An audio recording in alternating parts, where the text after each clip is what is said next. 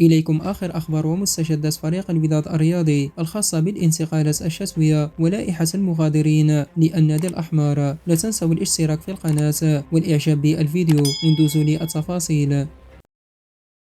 حسم نادي الكويسي صفقة المدافع الكونغولي أرسون زولا بنظام الإعارة حتى نهاية الموسم، قادما إليه من فريق الوداد الرياضي في الانتقالات الشتوية. ونجحت إدارة الوداد في إعارة المدافع الكونغولي أرسون زولا الذي بات خارج حسابات المدرب فوزي البنزرسي. وكانت تبحث إدارة الوداد عن إيجاد حل لفك الارتباط مع المدافع أرسون زولا قبل أن يوافق على العرض الذي قدمه نادي الكويسي لاستعارة اللاعب الكونغولي في الميركاتو الشتوي، ليكون بذلك المدافع الكونغولي أرسون زولا اللاعب الخامس الذي يغادر فريق الوداد الرياضي بالانتقالات الحالية بعد المهاجم زهير المسراجي واللاعب سفيان أحناش، إلى جانب المدافع حمزة الركراكي وهمام باعوش.